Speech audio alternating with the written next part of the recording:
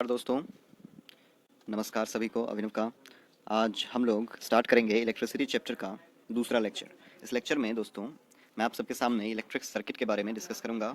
Electric circuit में जो use होते हैं अप्लायंसेज, उनके सिंबल्स के बारे में चर्चा करूंगा और रेजिस्टेंस के बारे में हम लोग चर्चा करेंगे। तो चलिए स्टार्ट करते हैं हम लोग। देखिए, इलेक्ट्रिक सर्किट क्या होता है। इलेक्ट्रिक सर्किट दरअसल एक क्लोज्ड कंटिन्यूअस पाथ होता है जिससे होकर के इलेक्ट्रिक करंट फ्लो कर सके आसानी से, ठीक है। यानी इलेक्ट्रिक करंट को कंडक्ट करने वाला एक क्लोज्ड कंटिन्यूअस पाथ जिससे होकर के इलेक्ट्रिक करंट पास कर सके। अब हम लोग इसका एक डायग्राम बनाते हैं इलेक्ट्रिक सर्किट का। This is the diagram of the electric circuit, जो आप पिछले क्लासेस में भी पढ़ चुके हैं। यहाँ पर देखिए, इसमें इलेक्ट्रिक सर्किट में कौन से अप्लायंसेज होते हैं। सबसे पहले तो एक सेल होता है, यानी बैटरी होता है, ठीक है, जिसका सिंबल, सेल का सिंबल कुछ इस प्रकार का होता है। हम लोग कैसे बनाते हैं सेल, कुछ इस प्रकार से, छोटा वाला नेगेटिव, बड़ा वाला positive. This is your cell. अब इसके बाद सेल के साथ इसमें क्या लगा होता है, रेसिस्टर। इसको हम लोग बोलते हैं रेसिस्टर। इसका सिंबल जो होता है कुछ इस प्रकार का होता है। अब ये रेसिस्टर हो सकता है कि फैन हो, बल्ब हो, टीवी हो, एसी हो, कोई भी इलेक्ट्रिकल अप्लायंस जो कि इलेक्ट्रिसिटी का यूज करके कोई काम करे, उसको हम लोग रेसिस्टर बोलते हैं, ठीक है। और उसी रेसिस्टर में से एक हम लोगों ने बल्ब का यहाँ पर यूज किया है। तो बल्ब के लिए हम लोग कुछ इस प्रकार का सिंबल का यूज करते हैं जो कि एक रेसिस्टर है। कोई पूछे क्या है बल्ब, तो रेसिस्टर है। रेसिस्टर कुछ भी हो सकता है। रेसिस्टर का मतलब कोई भी ऐसा इंस्ट्रूमेंट जो इलेक्ट्रिक करंट का इस्तेमाल करके और कुछ प्रोडक्टिव करे, चाहे वो पंखा हो, बल्ब हो, टीवी हो, एसी हो, फ्रिज हो, वॉशिंग मशीन हो, ये सब कुछ क्या है, रेसिस्टर्स हैं, ओके। अब इसके बाद इसमें क्या होगा, एमीटर लगा होगा। एक एमीटर आपको बता चुके हैं कि एमीटर क्या होता है, इलेक्ट्रिक करंट को मेजर करने वाला इंस्ट्रूमेंट। और साथ ही साथ इसमें क्या लगा होता है, प्लग की। अब ये प्लग की जो होता है उसका सिंबल कुछ इस प्रकार का होता है, ठीक है। या तो आप ऐसे भी बना सकते हैं की का सिंबल। ये क्या होता है, दरअसल स्विच होता है इलेक्ट्रिक सर्किट में। इसको ऑन ऑफ करने से इलेक्ट्रिक करंट का रास्ता जुड़ता है या टूटता है। जब इसको ऑफ कर दिया जाता है तो इलेक्ट्रिक करंट का रास्ता टूट जाता है, सर्किट टूट जाता है, जिससे क्या हो जाता है, इलेक्ट्रिक करंट फ्लो करना बंद कर देता है, ठीक है। तो इलेक्ट्रिक सर्किट के बारे में बेसिक सी जानकारी थी। अब हम लोग देखेंगे कुछ सिंबल्स के बारे में। ये एक इलेक्ट्रिक सेल का सिंबल होता है, बता चुके हैं पहले ही आपको, यानी बैटरी का सिंबल होता है ये, ओके। बड़ा वाला जो होगा वो पॉजिटिव टर्मिनल, छोटा वाला नेगेटिव टर्मिनल। अब उसके बाद बैटरी और कई सारे बैटरीज को जब हम लोग मिला देते हैं, मतलब कई सारे सेल्स को मिला देते हैं तो बैटरी बन जाता है। और वो जब हम लोग कई सारे सेल्स को मिलाते हैं तब कैसा बनेगा सिंबल, तो कुछ इस प्रकार से, प्लस माइनस, फिर उसके बाद ये, फिर उसके बाद फिर प्लस माइनस, फिर उसके बाद फिर प्लस माइनस। यहाँ पर हम लोग देख सकते हैं टोटल 1, 2 और 3 सेल मिल करके ये बैटरी बनाए हैं, ठीक है। या फिर उससे ज़्यादा भी आप बना सकते हैं। यहाँ पर ऐसे बनाते चले जाइएगा, बनाते चले जाइएगा, ठीक है। जितना सेल आप जोड़ते जाइएगा उतना बड़ा बैटरी आपका बनेगा, ओके। अब प्लग की और स्विच, उसके लिए हम लोग सबसे अच्छा सिंबल जो यूज करते हैं वो ये करते हैं। हम ये भी कर सकते हैं, अदरवाइज हम लोग this symbol can also be used. अब इसका मतलब क्या हुआ, ये उठा हुआ है, इसका मतलब स्विच क्या है, ऑफ है। स्विच ऑफ होने का मतलब क्या होगा, स्विच ऑफ होने का मतलब कि रास्ता जो है वो जुड़ा हुआ नहीं है, यानी करंट इससे फ्लो नहीं कर पाएगा, ओके।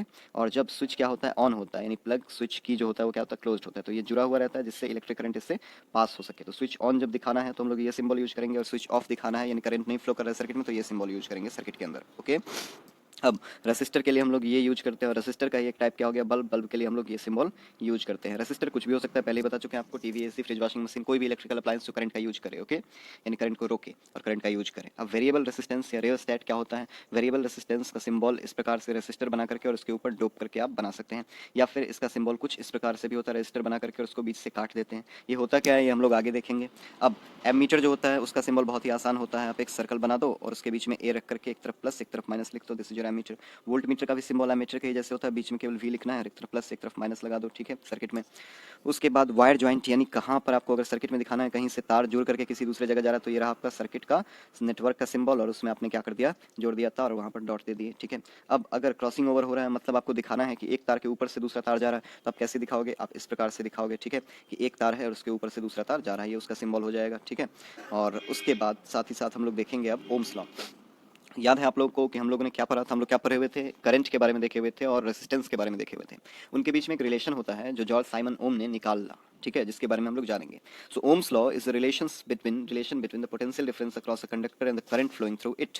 किसी भी कंडक्टर में जितना भी क्या है पोटेंशियल डिफरेंस और जो उससे होकर के करंट फ्लो कर रहा है, उसके बीच के रिश्ते को हम लोग क्या कहते हैं, ओम्स लॉ कहते हैं। तो कोई आपसे पूछे कि पोटेंशियल डिफरेंस दे करके और करंट दे करके कि इनके बीच का ये रिश्ता क्या कहलाता है, तो आप बताओगे ये रिश्ता ओम्स लॉ कहलाता है, ठीक है।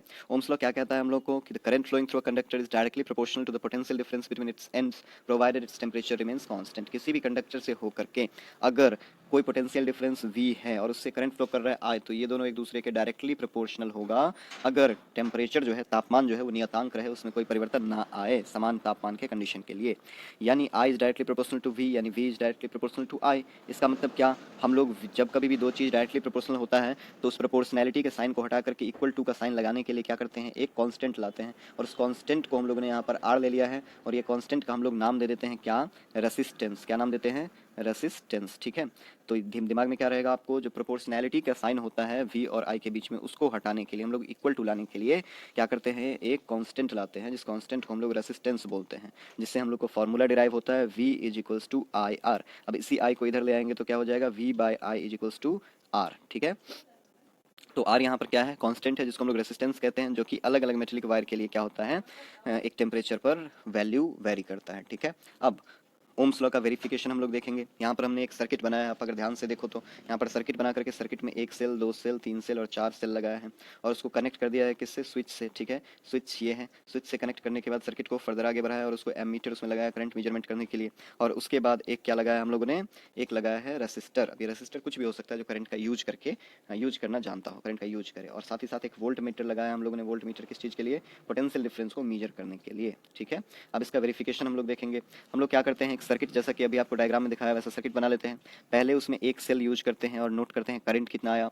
उस एमीटर में हम लोग रीडिंग करते हैं, एमीटर से पता चलता है कितना करंट आया। उसके बाद पोटेंशियल डिफरेंस कितना आया, ठीक है, वोल्ट मीटर से ये पता करते हैं, ठीक। अब तार जो हम लोगों ने लिया है सर्किट का, वो किस चीज़ का बना हुआ, नाइक्रोम का, ठीक। अब इसको दूसरे बार हम लोग करते हैं क्या, 2 सेल का यूज करके, तीसरे बार 3 सेल का और चौथे बार 4 सेल का। क्या करते हैं हम लोग, पहले बार 1 सेल का यूज करके हम लोग करंट और पोटेंशियल डिफरेंस मेजर करेंगे, दूसरे बार 2 सेल का यूज करके करंट और पोटेंशियल डिफरेंस मेजर करेंगे, तीसरे बार 3 सेल और चौथे बार 4 सेल का यूज करके करंट और पोटेंशियल डिफरेंस, करंट एमीटर से और पोटेंशियल डिफरेंस वोल्ट मीटर से मेजर करेंगे और उसको नोट कर लेंगे। और नोट जब कर लेते हैं तो रीडिंग्स जब हम लोग पढ़ते हैं तो हम लोग को क्या पता चलता है, प्लॉट ग्राफ हम लोग, फिर उसके बाद जो करंट और पोटेंशियल डिफरेंस आया है उसका ग्राफ अगर हम लोग प्लॉट करेंगे तो वो ग्राफ एक स्ट्रेट लाइन ग्राफ बनता है। कैसा ग्राफ बनता है, स्ट्रेट लाइन ग्राफ बनता है। यानी पोटेंशियल डिफरेंस और करंट के बीच का जो हम लोग ग्राफ बनाते हैं वो स्ट्रेट लाइन ग्राफ बनता है। यानी जितना जिस रेशियो से पोटेंशियल डिफरेंस बढ़ रहा है उसी रेशियो से करंट भी बढ़ रहा है। पोटेंशियल डिफरेंस करंट दोनों समान रेशियो से क्या होता चलेगा, आपको बढ़ता चला जाएगा। आपको 9th का कुछ याद आया, यूनिफॉर्म मोशन में हम लोगों ने इस चीज़ को पढ़ा था कि इस प्रकार का ग्राफ बनता है। तो ये कब बनता है, जब एक समान क्या हो, पोटेंशियल डिफरेंस भी हो और करंट भी हो, ठीक। तो एक समान पोटेंशियल डिफरेंस और करंट के साथ यहाँ पर ये ग्राफ बना है, ओके। इसका मतलब क्या हुआ, ये शो करता है कि current flowing through a conductor directly proportional to the potential difference across its ends. यानी अगर देख रहे हैं हम लोग करंट बढ़ रहा है तो पोटेंशियल डिफरेंस भी बढ़ रहा है। करंट 1 था, पोटेंशियल डिफरेंस भी वही था। करंट 2 हुआ, पोटेंशियल डिफरेंस और बढ़ गया। करंट 3 हो गया, पोटेंशियल डिफरेंस और बढ़ गया। यानी हम लोग देख रहे हैं जैसे जैसे करंट बढ़ता जा रहा है वैसे वैसे पोटेंशियल डिफरेंस बढ़ता जा रहा है। इसका मतलब दोनों एक दूसरे के क्या है, समानुपाती हैं, यानी दोनों एक दूसरे के डायरेक्टली प्रोपोर्शनल है। इसका मतलब हम लोगों ने इस फॉर्मूला को प्रूव कर लिया। यहाँ पर आर क्या है, कांस्टेंट है, जिसको हम लोग रेजिस्टेंस कहते हैं। So hope you get that point. अब उसके बाद रेजिस्टेंस जो हम लोगों ने कांस्टेंट निकाला है उसको हम लोग क्या करेंगे, डिफाइन करेंगे। So resistance is the property of a conductor to resist the flow of current through it. Resistance क्या है, किसी भी कंडक्टर का, किसी भी कंडक्टर क्या जो करंट को अपने से पास होने दे, तो किसी भी कंडक्टर का ऐसा प्रॉपर्टी जिसके सहायता से वो करंट के फ्लो को रोक सके, यानी रेसिस्ट कर सके, उस रोकने की क्षमता को, करंट के फ्लो के रोकने की क्षमता को हम लोग रेजिस्टेंस कहते हैं। और ओम्स लॉ के हिसाब से हम लोग चूंकि देख चुके हैं v डायरेक्टली प्रोपोर्शनल होता है आई के, इसका मतलब v बराबर होता है आई आर। इसका मतलब v by I is equals to R, यानी r is equals to v by I. अगर पूछे रेसिस्टेंस क्या होता है, रेसिस्टेंस होता है ratio between potential difference and current, ohm's law के फॉर्मूला से, यानी r is equals to v I. अगर आपको रेसिस्टेंस निकालना है तो पोटेंशियल डिफरेंस में भाग दे देंगे करंट से, तो आ जाएगा हम लोग को रेसिस्टेंस। और इसका ऐसा यूनिट, यानी इसको हम लोग मीजर करते हैं ओम में, 1 ओम 2 ओम ऐसे करके, ठीक है। और वो ओम जो है, जॉर्ज साइमन ओम जिन्होंने ओम्स लॉ दिया था, उन्हीं के नाम पर रेजिस्टेंस का ऐसा यूनिट रखा गया और इसका सिंबल जो होता है वो कुछ इस प्रकार से होता है, ओके। अगर अब सोचिए कि इसमें क्या हो जाए कि अगर पोटेंशियल डिफरेंस जो है 1 वोल्ट हो और करंट 1 एम्पियर हो तो रेजिस्टेंस कितना होगा, 1 ओम होगा, क्योंकि R is equal to V by है। तो 1/1, 1 वोल्ट का पोटेंशियल डिफरेंस और 1 ओम का, 1 एम्पियर का current, 1 volt by 1 ampere is equal to 1 ohm. Simple सा बात है। तो वही चीज यहाँ पर आपको दिखेगा, if the potential difference across the two ends of a wire is 1 volt and the current flowing through it is 1 ampere, then the resistance R of the conductor is simply 1 ohm, ठीक। अब the current flowing through a resistor is inversely proportional to the resistance. यहाँ पर एक बात गौर करने वाली है, ठीक है, कि potential difference V is equal to जब IR होता है तो V क्या हो गया, डायरेक्टली प्रोपोर्शनल I के हो गया, V क्या हो गया, डायरेक्टली प्रोपोर्शनल R के भी हो जाएगा, ठीक है। क्यों, क्योंकि सीधा एक दूसरे के समान है। लेकिन अगर हम लोग I को देखें तो I इज इक्वल टू क्या होता है, I इज इक्वल टू हम लोग को निकलेगा V बाई R। इसका मतलब I डायरेक्टली प्रोपोर्शनल तो है V के, लेकिन I जो है वो इनवर्सली प्रोपोर्शनल है किसके, R के।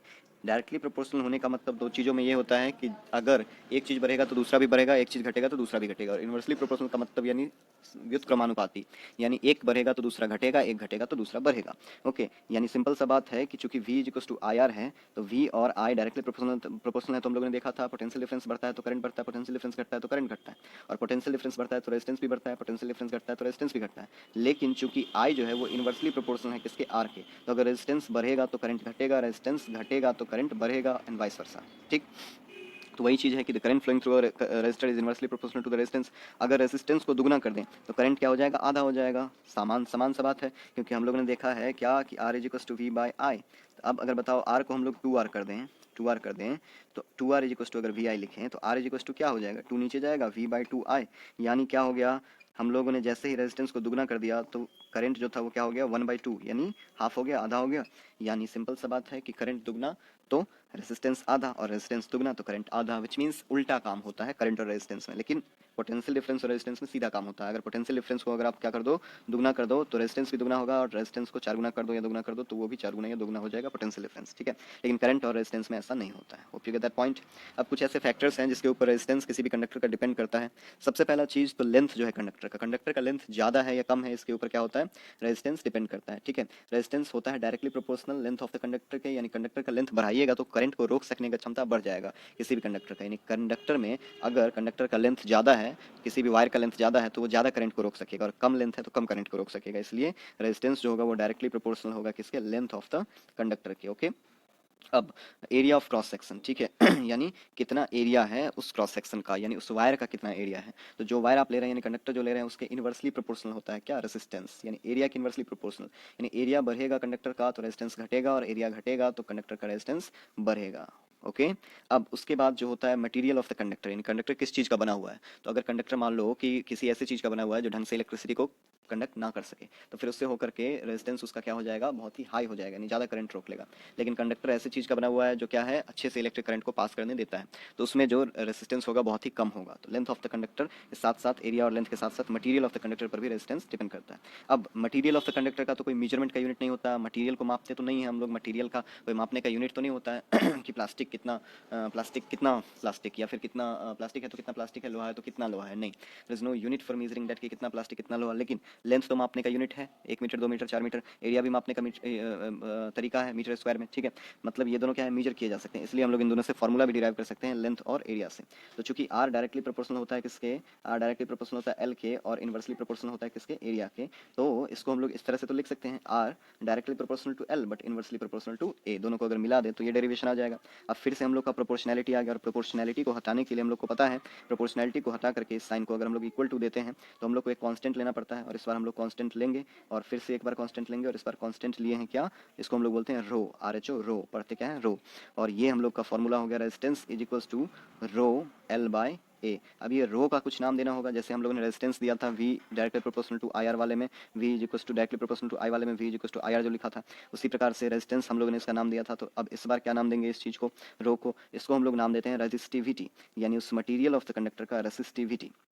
और रेसिस्टिविटी का जो ऐसा यूनिट होता है वो होता है ओम मीटर। क्यों होता है ओम मीटर, क्योंकि आप देखो खुद ही, आर इज इक्वल्स टू क्या होता है, रो एल बाय ए, अभी हम लोगों ने निकाला। तो रो को अगर आप उधर रखो और इसको इधर लाओगे तो R into A by L होगा।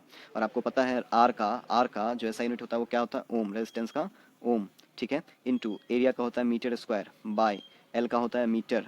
तो रो के लिए हम लोग ये यूज कर सकते हैं, मीटर स्क्वायर मीटर, एक मीटर कैंसिल हो गया तो क्या बचा, ओम इंटू मीटर। इसका मतलब क्या हो गया, रेसिस्टिविटी का ऐसा यूनिट ओम मीटर हो गया, ओके। तो इसलिए ऐसा यूनिट रेसिस्टिविटी का क्या होता है, ओम मीटर। अब कुछ कंडक्टर्स होते हैं मेटल्स और अलॉयज के जिनका रेसिस्टिविटी बहुत कम होता है, जो कि 10⁻⁸ ओम मीटर से 10⁻⁶ ओम मीटर के बीच में होता है, जो कि बहुत अच्छे कंडक्टर होते हैं। लेकिन इंसुलेटर्स जो होते हैं, जो करंट को पास नहीं करने देते, वो उनका क्या होगा, रेसिस्टिविटी बहुत ही हाई होगा, क्योंकि अच्छे कंडक्टर नहीं है वो। उनका रेसिस्टिविटी 10⁻12 ओम मीटर से 10⁻17 ओम मीटर तक होता है, जो कि बहुत ज़्यादा है, इसलिए ये इलेक्ट्रिक करंट को पास करने नहीं देते हैं। अब इसके बाद हम लोग देखेंगे अगले क्लास में सीरीज और पैरेलल कॉम्बिनेशन में रेजिस्टर्स कैसे काम करते हैं। तब तक के लिए गुड बाय, शुभ अलविदा, शब बखैर, take care of your parents to.